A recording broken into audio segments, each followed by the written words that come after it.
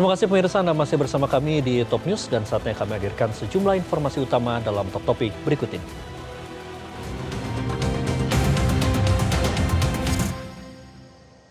Kita awali di Top Topik yang pertama pemirsa, Menteri Sosial Saifullah Yusuf menyebut peserta BPJS Kesehatan penerima bantuan iuran yang kepesertaannya dinonaktifkan dapat melakukan reaktivasi. Reaktivasi akan berhasil jika peserta memenuhi kriteria tertentu, seperti terverifikasi sebagai masyarakat miskin, menderita penyakit kronis, atau berada dalam kondisi darurat medis.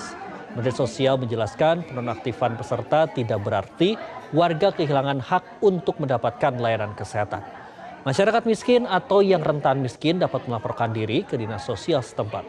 Selanjutnya, Dinas Sosial akan mengusulkan ke Kementerian Sosial untuk dilakukan verifikasi. Jika peserta lolos verifikasi, maka dapat kembali mengakses layanan kesehatan.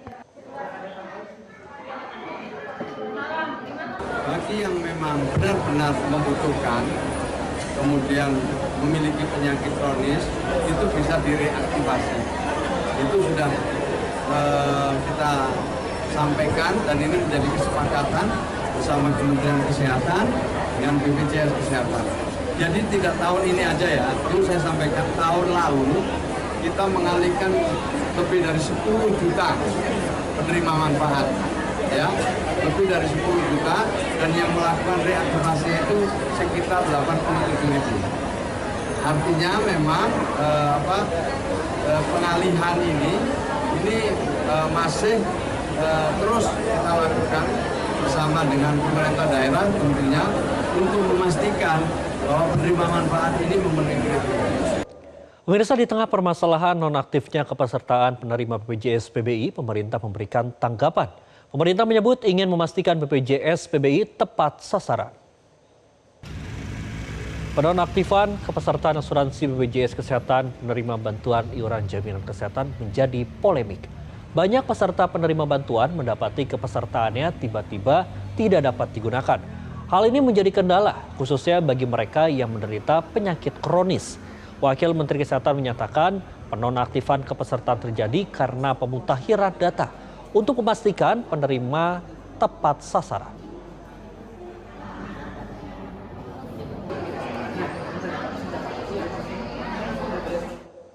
Data sedang kita kompilasi, kita buat supaya lebih bagus karena kita juga tidak menafikan ada beberapa yang harusnya tidak menerima PBI tapi menerima PBI. Nah itu makanya dilakukan pemutakhiran data oleh Kementerian Sosial. Diharapkan yang menerima PBI memang mereka yang memang wajar untuk menerima PBI. Ya PBI kan kita lakukan aktivasi, ya mereka yang kemudian memang harus memerlukan cuci darah, tapi PBJS-nya itu dinonaktifkan oleh Dinas Sosial, boleh melakukan reaktivasi lagi. Tapi sudah aktif sekarang? Sudah aktif. Sudah berjalan pengobatan? Sudah mulai pengobatan lagi. Sementara itu pemirsa, Dirut BPJS Kesehatan Ali Gufron Mukti menjelaskan kewenangan menonaktifan status PBI dilakukan oleh Kementerian Sosial yang bertujuan untuk pemutakhiran data penerima BPJS PBI agar tepat sasaran.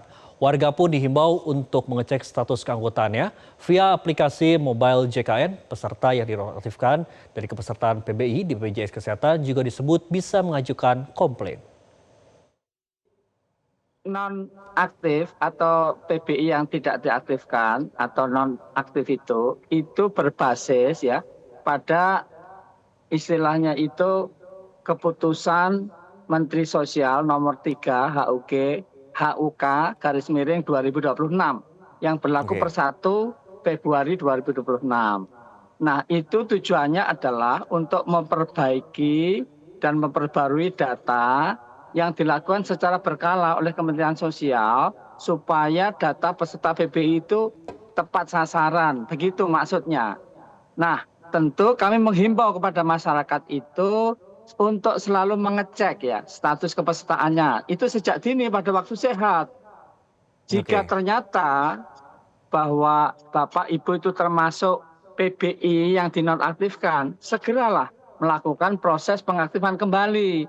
Nah tujuannya apa? Agar tidak terkendala saat membutuhkan pelayanan begitu.